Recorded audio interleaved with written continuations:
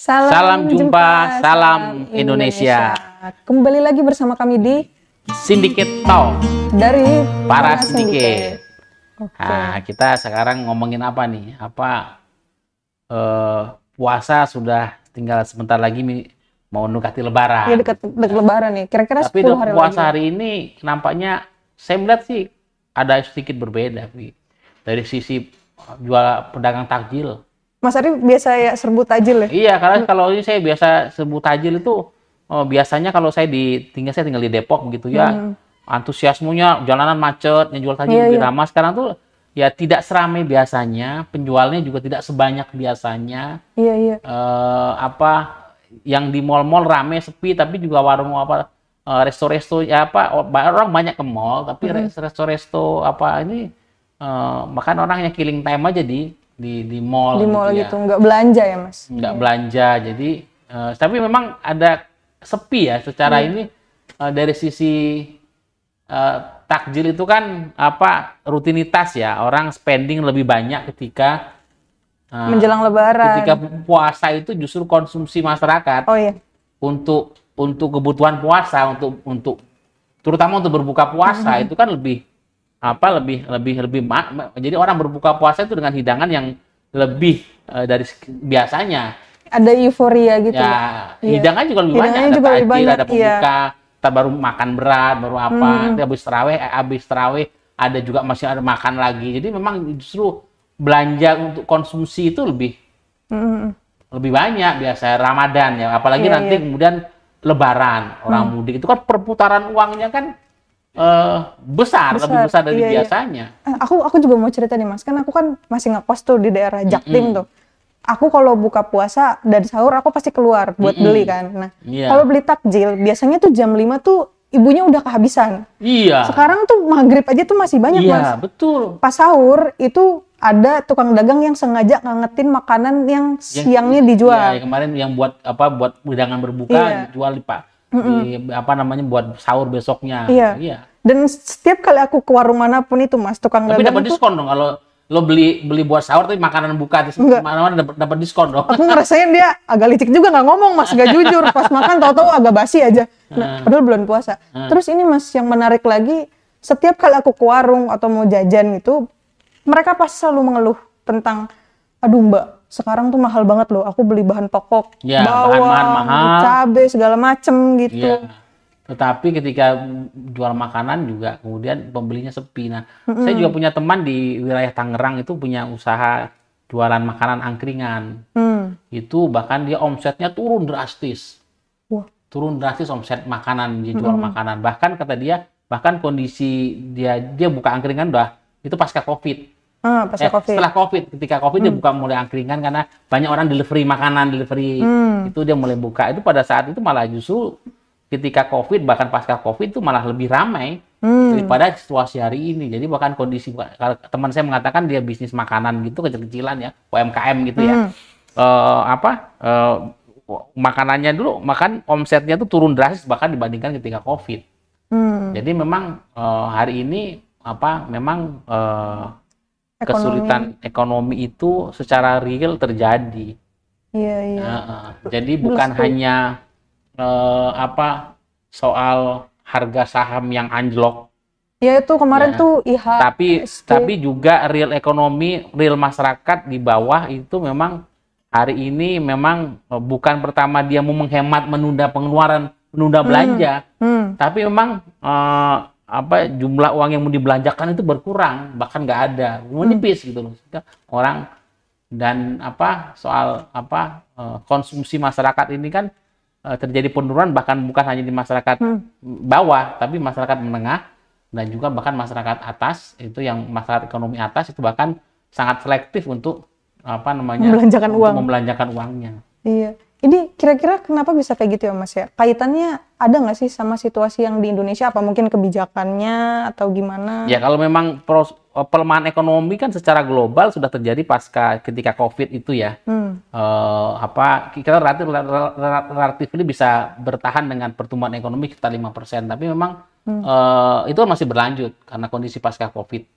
Dan juga ada faktor perubahan iklim. Karena pasca Covid kemudian bagian perubahan iklim yang kemudian ada faktor geopolitik. Jadi faktor eksternal soal geopolitik itu juga berpengaruh kebijakan, apalagi kemudian kebijakan Amerika Trump dengan perang dagang. Iya, perang dagang. Nah, kebijakan tarif ini Amerika itu berpengaruh.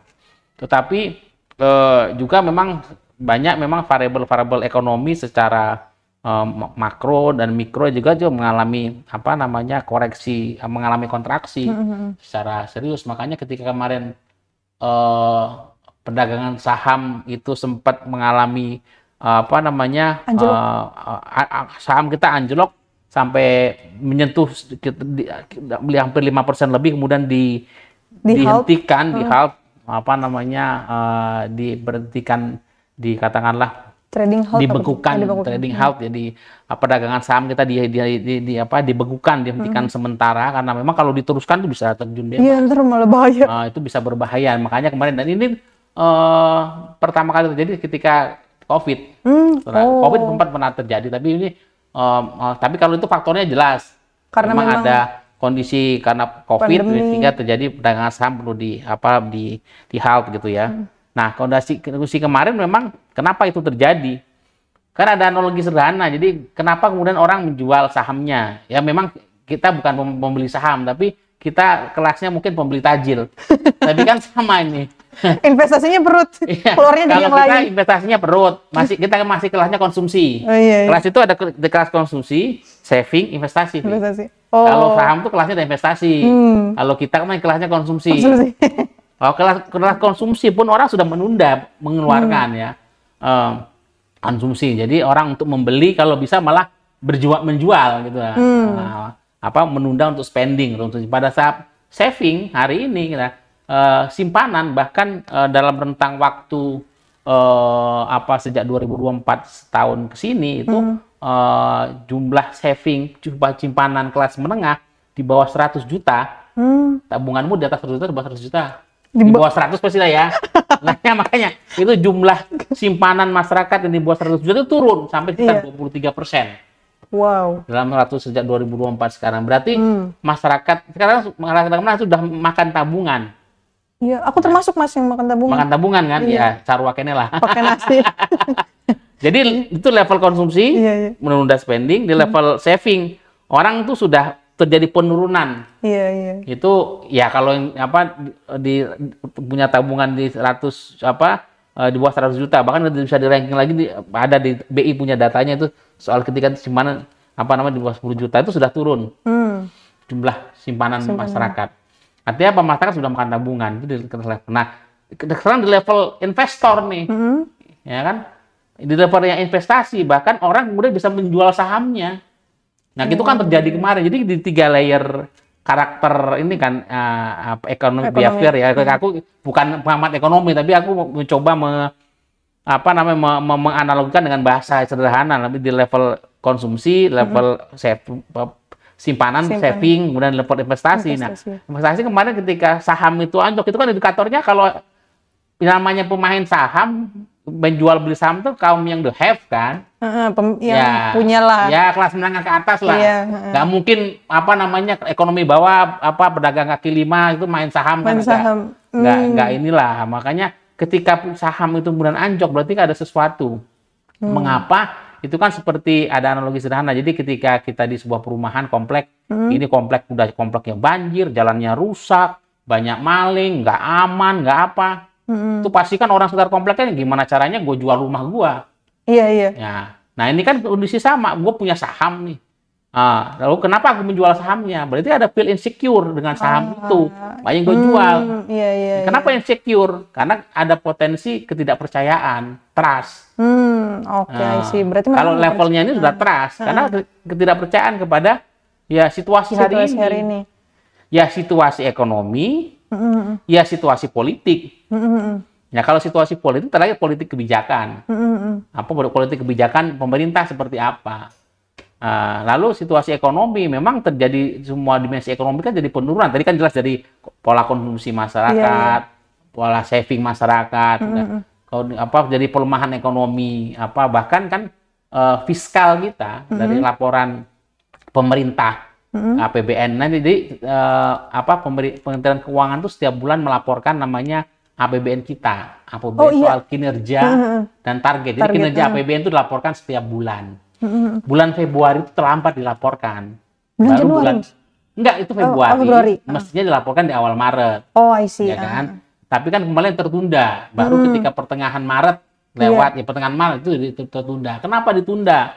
Bahkan kabarnya sudah sempat diupload, tapi di take down lagi laporannya. Karena belum preskon. Jadi itu sifatnya preskon. Nah, dari preskon yang terlambat itu APBN kita, kinerja APBN kita tuh APBN kinerja dan target. Jadi kinerja APBN bulanan itu defisit fiskal kita, dari defisit APBN kita itu udah 30 triliun, 30,1 triliun defisit. Itu defisit. Defisit bulanan. Wow. Itu berbanding terbalik dengan periode yang sama tahun lalu, 2024. Jadi Februari.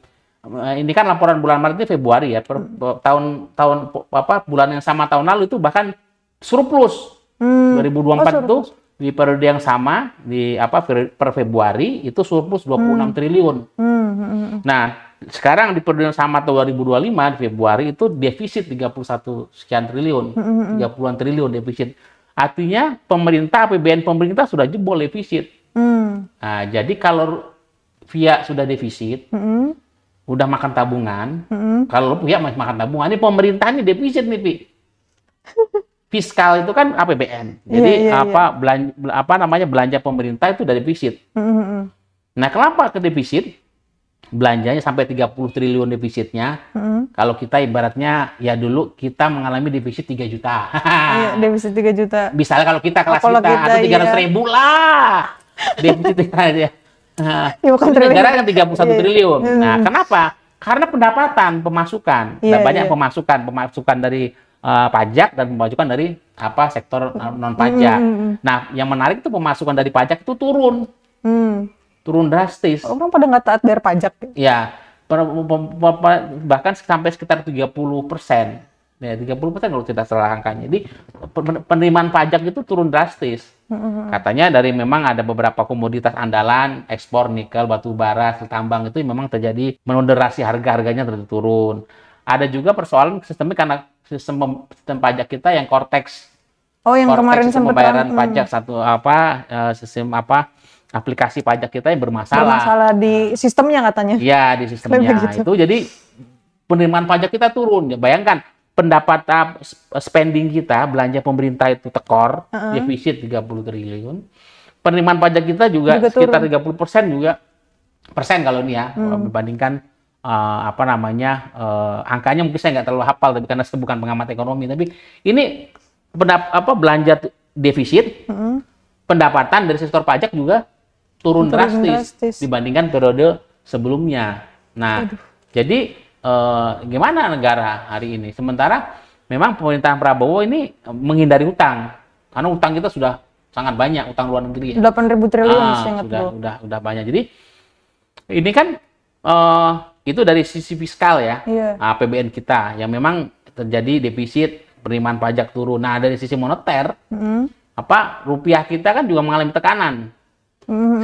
Sekarang harganya sekitar 6.500-an segala macam, itu kan mengalami tekanan untuk pelemahan rupiah itu mengalami tekanan, berfluktuatif sekali rupiah.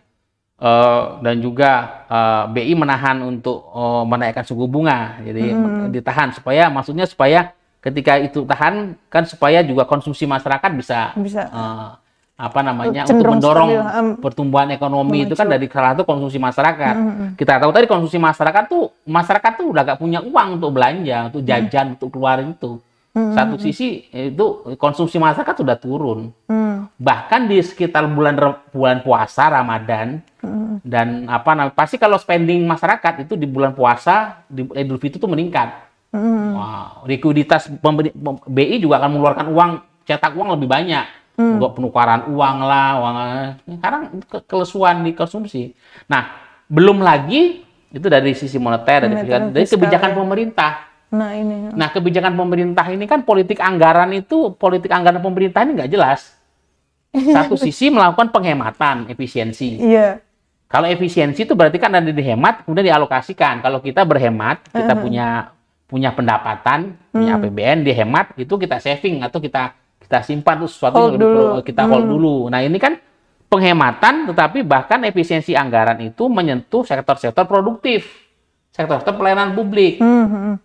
Bahkan itu prosesnya kan juga nggak transparan tuh proses efisiensi. Bahkan itu bukan efisiensi, bukan hanya penghematan, tapi kemudian ternyata realokasi atau refocusing. Ada realokasi dari disisikan dari anggaran belanja kementerian dan lembaga, dari DAK DAU untuk pemerintah daerah itu, dan alokasi khusus dan DAU, dana alokasi umum, kemudian dialokasikan sebagian untuk program prioritas termasuk makan bergizi gratis, program perumahan, tapi juga ternyata alokasi buat modal Danantara. Itu gede. Ternyata ada alokasi. Jadi dari penghematan yang kemarin 306 triliun, nanti akan tahap kedua akan ditekan lagi 600 sampai akhirnya selama ini akan ditekan sampai 750 triliun.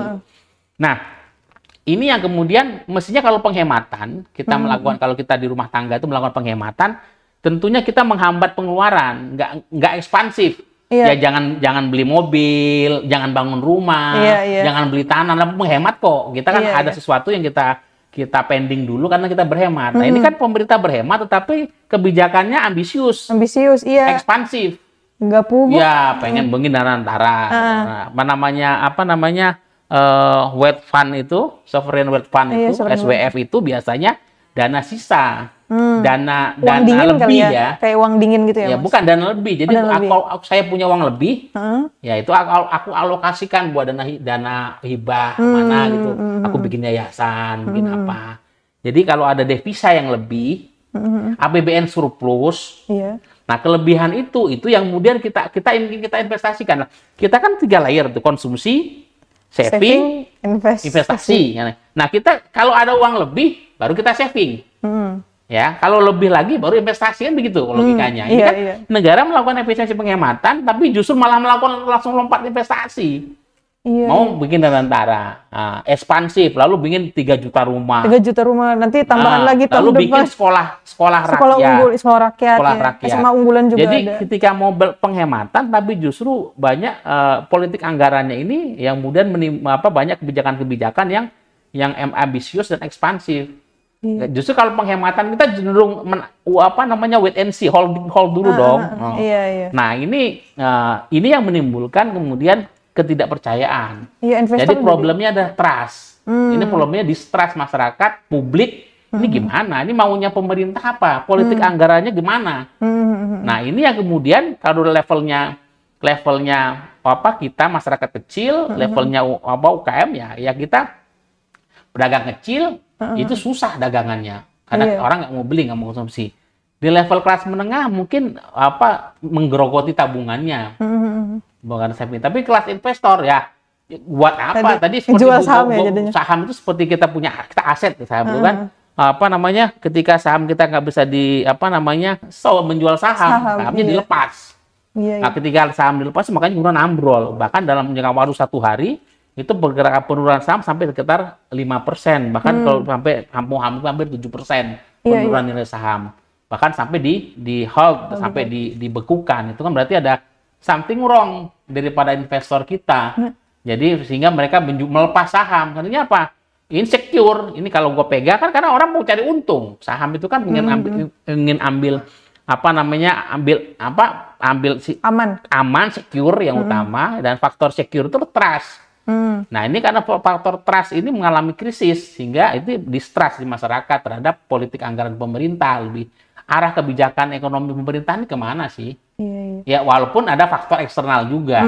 Tapi kan kemarin saham di regional dan di global juga relatif stabil, nggak apa. Justru yang di Indonesia yang turun yang digerogoti, betul. Singapura, China itu aku lihat kayaknya cenderung. Ini berarti memang terjadi masalah. Karena memang hari ini dalam sisi politik tadi orang merasa insecure. Nah, dan pelaku ekonomi mulai dari kelas kecil UMKM sampai pelaku investor, pemain saham, kelasnya investor itu merasa insecure. Karena distrust government ini, distrust terhadap, jadi problem utamanya pada TRUST, trust. TRUST. Terus ini Mas. TRUST. Jadi itu yang kemudian makanya politik demokrasi kita gelap hari ini, ekonomi suram. Jadi politik kita gelap, makanya muncul ekonomi Indonesia gelap, tapi secara ekonomi hari ini juga suram. Jadi terjadi perlambatan ekonomi, bahkan sudah cenderung akan mandek ekonomi. Nah ini kan menyentuh hal paling eksistensi soal secure. Nah terus secure masyarakat gitu loh. Ada ini Mas, ditambah lagi isu Bu Sri Mulyani bakal mundur. Nah itu kan isu-isu politik yang menjadi bumbu. Tapi kalau kabarnya, kalau saya dapat info, itu bahkan memang Bu Sri Mulyani sudah berniat mundur. Sebelum Prabowo dilantik kan? Memang Bu Sri Mulyani kan gini, aku tuh kampret dong. Kita kan pengamat ekonomi, gua nggak ngerti ekonomi, Vi. Gua cuma membaca saja. Ya, aku analis politik. Ya. Tapi ini kan paling tidak aku coba memahami secara politik bagaimana memahami fenomena ekonomi hari ini. Makanya secara umum kita pahami. Jadi saya nggak paham ekonomi saja mengatakan bahwa ini ekonomi ini tidak baik-baik saja. Kalau saya pasti firm mengatakan politik hari ini tidak baik-baik saja. Firm, saya sebagai analis politik selama hampir 20 tahun lebih ya. Sangat jelas ya kalau politik. Jelas, firm. Politik kita hari ini tidak baik-baik saja. Demokrasi kita sedang sakit hari ini. Tapi ekonomi saya mengatakan ya, menurut yang saya baca, ekonomi kita juga. Nah, Bu Sri Mulyani kan seorang ekonom, dia Menteri Keuangan dan dia dipercaya pasar. Iya. Dia tahu persis lah kondisi hari ini itu memang tidak baik-baik saja, insecure secara ekonomi. Nah, dia merasa mungkin nggak sanggup. Kabarnya info yang saya dapat itu Bu Sri Mulyani sudah sempat mengajukan surat. Kabarnya ini kan info ini bisa benar bisa enggak. Gosip punya gosip, kabar punya angin. Nah, itu sempat mengajukan surat pengunduran diri, memundur. Antara itu dan kemudian ada juga usulan akan direshuffle. Jadi pokoknya Bu Sri Mulyani antara mau mundur, dimundurkan atau mau direshuffle atau memundurkan diri. Memang ada rumors. Iya. Tapi buat saya itu kalau dalam pelaku pasar bagi investor kan pelaku pasar simbol Menteri Keuangan itu salah simbol kepercayaan publik. Ketika dia mundur kan ada sesuatu yang nggak insecure dong. Nah itu kan menimbulkan menjadi indikator yang kemudian semakin memperjelas mengafirmasi bahwa kondisi ekonomi dan nggak baik-baik saja. Itu yang tapi buat saya itu hanya satu variabel saja. Variabel yang lebih konstruktifnya lebih pada memang ekonomi kita secara fiskal, secara moneter dan memang secara lebih tadi politik politik anggaran dan politik arah kebijakan ekonomi pemerintah yang memang problematik. Sehingga itu menimbulkan blunder dan kemudian Bu Sri Mulyani diisukan, ada gosip, kabar punya angin segala macam akan mundur, dimundurkan atau dikena reshuffle. Itu kemudian direspon publik. Jadi wah bener berarti. Nah makanya kemudian direvisi enggak diberi jamin Bu Sri Mulyani tidak mundur. Saya di sini. Ya itu pilihan. Itu kan udah kalau bicara ini udah ranah politik. Ranah politik. Yeah. Ranah politik yang memang isu mundurnya Bu Sri Mulyani atau isu Bu Sri Mulyani kena reshuffle. Saya ada dokumennya tuh bagaimana sebenarnya ada diisukan bahwa memang dia akan digosipkan dia akan mundur atau kena reshuffle. Ini yang menambah kepanikan pasar, insecure, keamanan secure dari pasar kita. Ini itu kemarin bertiga dan memang walaupun kita sadari bahwa kebijakan ekonomi hari ini yang dialami Pak Prabowo hari ini harus disikapi memang bukan hanya murni karena memang 100 hari atau pasca 100 hari Pak Prabowo, bukan hanya dari kebijakan politik ekonomi yang tadi saya sampaikan, tapi memang ini kan keberlanjutan dari memang periode sebelumnya oleh Pak Jokowi. Kita harus fair. Ini bukan melulu kesalahan, bukan melulu kebijakan ekonomi di eranya Pak Prabowo, Presiden Prabowo, tapi juga ini menjadi sequence keberlanjutan dari bagaimana kebijakan ekonomi, bagaimana kebijakan ekonomi dan politik anggaran yang yang dilakukan oleh pemerintahan Pak Jokowi selama 2 periode.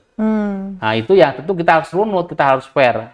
What happened dalam hal kebijakan ekonomi dan politik anggaran di eranya Pak Jokowi, bagaimana kemudian itu direspon, kemudian dilanjutkan oleh pemerintahan Pak Prabowo yang mengatakan hari ini jangan-jangan pertanyaan utama jangan-jangan pemerintah sampai dengan memang terjadi penurunan pajak sampai 30% gitu. Di periode yang sama ini kan masih Februari ini ya. Kemudian sampai 30%. dan kemudian sampai defisit fiskal, jangan-jangan memang hari ini real pemerintah nggak punya uang, nggak punya anggaran. Iya, dari zaman kabinet yang Iya, pemerintah nggak punya ada. Selama ini memang ditambal. Defisit itu akan ditambal dari mana? Iya, itu kemana? Kalau nggak mau ngutang sementara gimana? nanti kebijakan pajak kita akan kemana-mana. Bahkan sekarang karena kalau pajak kendaraan bermotor tidak dibayar 2 tahun, itu kan ditarik. Tapi kalau pemerintah yang kayak gitu, nah itu kan berarti kan kayak masyarakat kecil lagi yang kena. Jadi nanti kita perlu mewaspadai bagaimana kebijakan fiskal, pajak itu pajak akan di ini betul. Apalagi kan rencana memang pemerintah akan membentuk badan penerimaan negara. Nah, jadi kan Kementerian Keuangan ini kan mengurusi penerimaan dan juga mengurusi pengeluaran, pendapatan dan belanja. Nanti akan dibelah nih. Urusan Kementerian Keuangan hanya bicara regulator dan bicara spending saja, pengeluaran, belanja, tapi nanti juga ada badan penerimaan negara khusus nanti. Jadi Kementerian Keuangan kewenangannya akan dibagi 2. Iya sih, Mas, ini Mas ada hal yang kan hanya bendahara negara kan, tapi sekarang penerimaan negara katanya akan diadakan. Ya karena memang hari ini defisit di belanja, di pengeluaran ternyata juga tidak di bawah target kan penerimaan negaranya, terutama di pajak. Ini Mas, sama ada yang pingin aku sorotin juga nih Mas. Aku ngeliat kayaknya ada ego dari pemerintah kita untuk menganut apa yang mereka ingin terapkan gitu. Kayak tadi soal Mas Ari kan sempat nyebut soal Danantara kan. Danantara sebenarnya kan itu posisinya sangat strategis banget terkait dengan pengelolaan aset dan segala macam BUMN gitu. Tapi di situ ada orang-orang yang sebenarnya bagian dari pemerintah juga yang harus menjadi pengawas gitu. Nah ini kan sebenarnya juga bikin bingung ya, aku juga bingung. Jadi sebenarnya ada krisis ekonomi, tapi di lain sisi ada koruptif politik yang kemudian itu dua-duanya bersatu malah bikin Indonesia tetap jumut, bahkan merosot gitu. Kan tadi juga Mas Ari sempat nyinggung tuh soal ada semacam anomali gitu. Indonesia anjlok sahamnya, tapi di Asia itu justru negara mayoritas itu malah naik gitu. Nah ini tuh sebenarnya harusnya gimana sih pemerintah kita kok kelihatannya kayak masih egois banget gitu untuk menganut apa yang mereka yakini, padahal udah jelas gitu ada banyak masalah gitu. Publik juga udah kayak gini. Ya tentu Presiden Pak Prabowo dengan program Astacitanya ingin menandakan bahwa dia akan memenuhi janji kampanye dengan Astacita. Tentu dia harus at all cost ingin bagaimana program prioritas pemerintah, janji kampanye, Astacita itu terlaksana. Tentu bagaimana haluan kebijakan ekonomi, kemudian kebijakan politik, segala macam. Kalau kita lihat konstruktif semua, bagaimana kebijakan politik, ekonomi, kemudian sosial, ideologi kebangsaan, dan juga bagaimana juga soal pemberantasan korupsi. Semua clear dari sisi garis-garis besar program kebijakan Astacita itu. Tapi persoalannya sekarang kan pada konteks tantangan hari ini secara ekonomi, secara sosial, secara politik terutama, dan juga mungkin real sebenarnya bagaimana kondisi misalnya keuangan negara yang harus konteksnya itu. Jadi program kebijakan Astacita diletakkan pada teksnya, konteksnya kan bagaimana kondisi real hari ini. Sistem politik, terutama juga keuangan negara. Nah, seperti apa sebenarnya? Jangan-jangan sebenarnya karena apapun untuk mendeliver program kebijakan kan butuh dana. Butuh dana. Nah, satu sisi memang ada problem struktural yang kita pernah bahas ketika ada problem struktural yang problem akut di Republik ini. Satu soal korupsi, birokrasi keranjang sampah. Yang kedua soal korupsi, gurita korupsi yang sudah beranak pinak, dan kanker korupsi yang merajalela. 2 hal itu, soal birokrasi dan korupsi. Nah, bagaimana mengatasi ini? Sementara memang salah satu problem ketika problem birokrasi keranjang sampah dan gurita korupsi, kanker korupsi itu merajalela, ketika ini bertemu, itu ada inefisiensi. Ada inefisiensi dalam politik anggaran kita. Dalam anggaran APBN itu terhadap efisiensi, bahkan menurut beberapa laporan, diskusi dengan beberapa teman, itu bahkan inefisiensi anggaran sampai sekitar 60-70%. Gede banget ya? Iya. Wow. Inefisiensinya itu bisa ditekan. Makanya sebenarnya atas dasar itu sangat rasional apa yang dilakukan Pak Prabowo, ingin melakukan efisiensi. Karena makanya ketika ditekan itu Anda betul bisa jalan. Nah, cuman kemarin tidak selektif. Harus jangan menyentuh sektor pelayanan publik, sektor esensial. Ya, memang tapi kan juga tidak bisa juga serta-merta dan mendadak. Itu kan ada suatu prosesnya. Nah, ini kan ada problem inefisiensi anggaran dalam fiskal dalam APBN kita, dan pengelolaan anggaran kita sangat tidak efisien. Nah, ketika ada inefisiensi anggaran, ada kebocoran anggaran, persis karena tadi problemnya kan birokrasi keranjang sampah dan juga apa namanya problem gurita korupsi yang kan menjadi cancer itu yang merajalela. Makanya inefisiensi. Jadi problem pemborosan, kebocoran dan inefisiensi, makanya yang dilakukan ketan pertama harus efisiensi. Nah, itu betul sebenarnya karena memang Pak Presiden itu punya data soal inefisiensi anggaran itu bahkan sangat besar, separuh lebih dari anggaran negara itu harus ditekan. Terkelihatan bagaimana kemarin persoalan Pertamina, persoalan tambang kita, ini jual timah segala macam, keluar semua. Apa namanya, banyak praktek-praktek inefisiensi anggaran dan Presiden mau menekan itu. Tapi mungkin cara prosedurnya yang memang bukan out of the box, tetapi without box atau gimana. Jadi memang itu dia caranya breakthrough untuk ini. Nah, itu mengalami shock. Shock birokrasi, shock anggaran yang memang itu kemudian tapi saya pikir kalau dihitung betul secara cermat itu efisiensi anggaran itu memang betul, tapi itu harus bagaimana fungsi pengawasan, fungsi inspektorat. Nah itu. Pada sisi lain bagaimana merit sistemnya juga dibangun. Nah itu nggak ada merit. Nah, merit sistemnya dibangun kan. Jadi antara upaya pembersihan reformasi birokrasi, pembersihan birokrasi yang tadi keranjang sampah, bagaimana korupsi yang merajalela dari semua lini, dari birokrasi, partai politik, pemerintahan, semua institusi negara, kementerian semua kan. Nah, bagaimana mengurai ini? Nah, pemberantasan korupsinya, pembersihannya juga sebaliknya dengan penempatan tokoh-tokoh atau pejabat yang dengan menerapkan merit system di kementerian. Ya pada sisi dan banyak kemudian nggak kontradiktif gitu loh. Di sisi efisiensi anggaran mau menekan terjadi inefisiensi, efisiensi udah betul. Tapi kemudian atas dasar untuk akomodasi politik kabinet gemuk. Nah, antara kabinet yang kemudian dimekarkan, ekspansi kabinet itu kan paradoks dengan kontradiktif dengan dengan kebijakan efisiensi. Nah, pada sisi lain, kemudian banyak juga sistem yang kemudian menyalahi merit system. Satu sisi kabinetnya gemuk, tapi ditempatkan orang-orang yang kemudian lebih kepada akomodasi politik. Tidak menerapkan sistem merit system, on the right man and the right place. Tadi ketika terakhir dengan misalnya proses danantara segala macam, justru juga orang mempersepsi ini juga tidak profesional, tapi juga dikaitkan dengan hubungan kekerabatan dengan kekuasaan hari ini, ya itu menimbulkan juga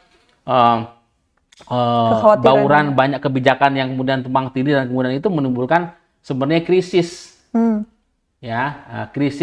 krisis yang kemudian hari ini kan bicara persepsi pada program kebijakan pemerintah ini gimana?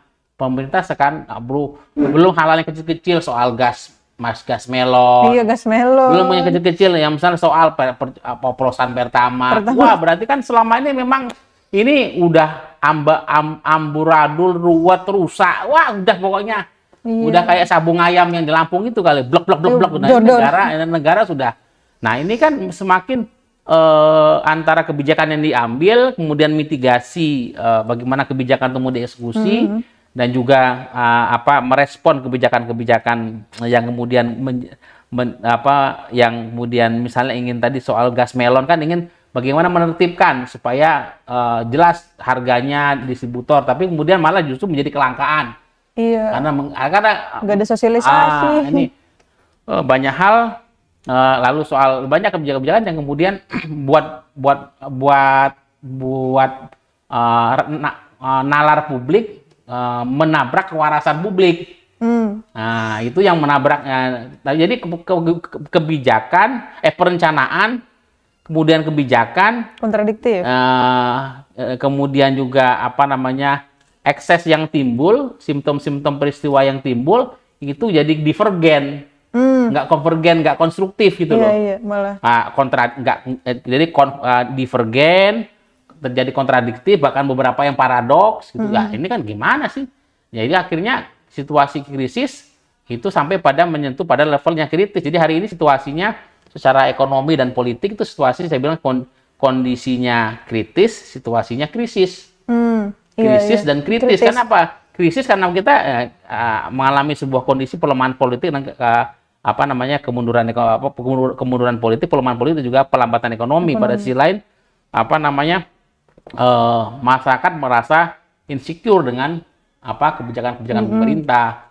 Ada problem besarnya tadi trust, kepercayaan. Sementara pada 100 hari pemerintahan Prabowo Gibran itu approval rating kepercayaan publik kepada pemerintah sangat tinggi, lebih dari 80%. Bagaimana mungkin ketika 100 hari kepercayaan itu 80% lebih, hanya dalam hitungan hari jomplang terjadi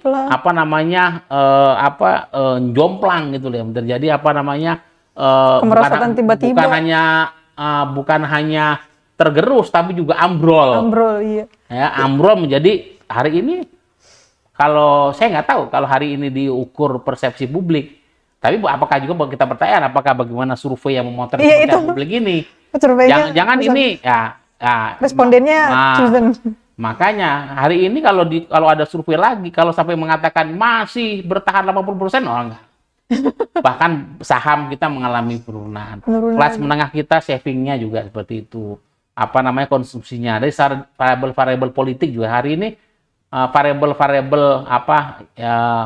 politik dan variabel ekonomi ya kita sedang masih situasi krisis yang kalau tidak ditangani dengan baik bisa menimbulkan situasi kritis.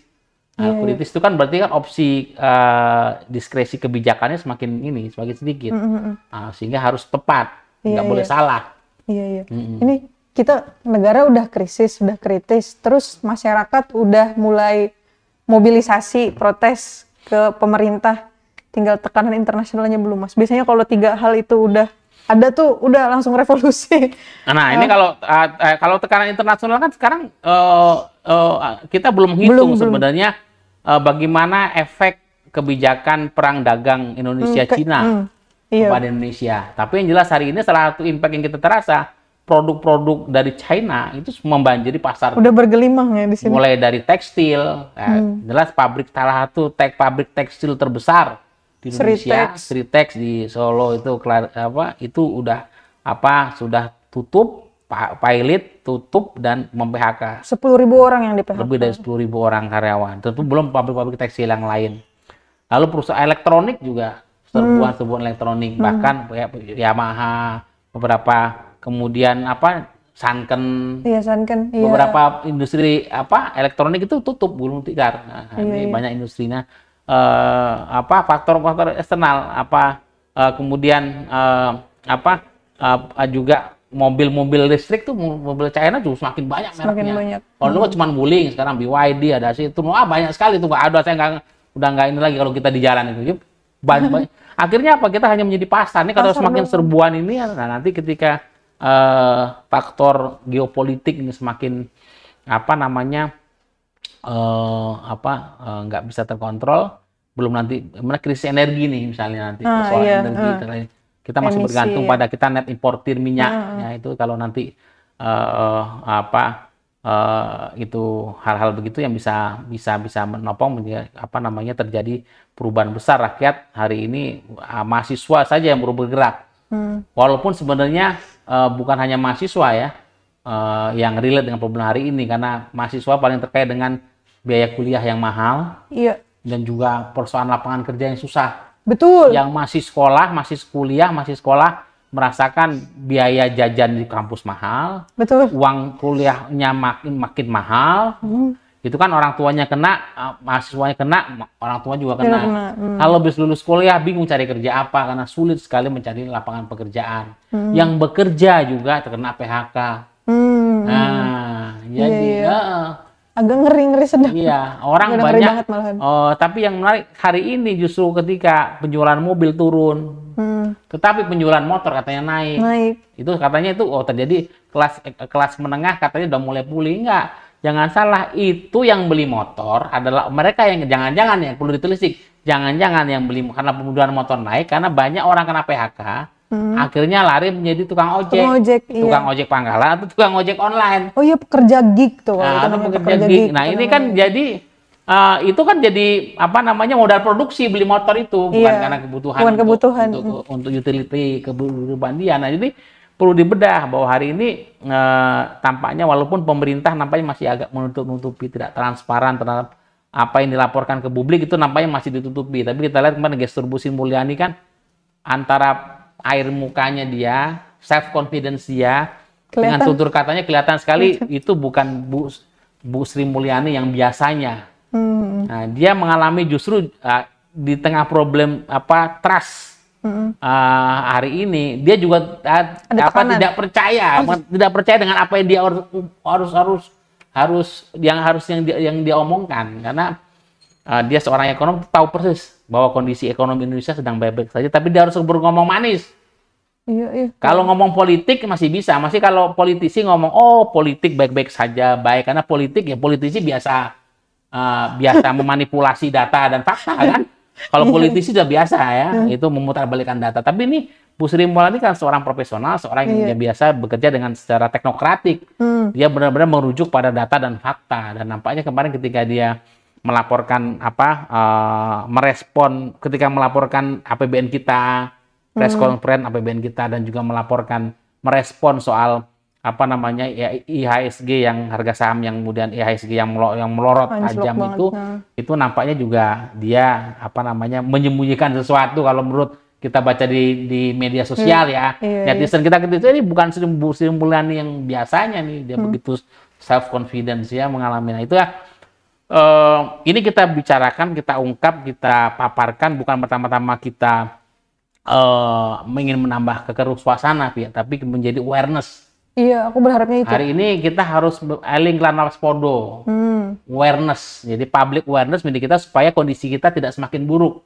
Kita ingin kondisi politik kita tidak semakin buruk, ada perbaikan-perbaikan. Kita juga tidak ingin bahwa perlambatan ekonomi juga semakin memburuk, yang bisa memicu pada kondisi krisis dan kritis yang lebih besar lagi. Kita ingin ada resume rebound, ya resume politik.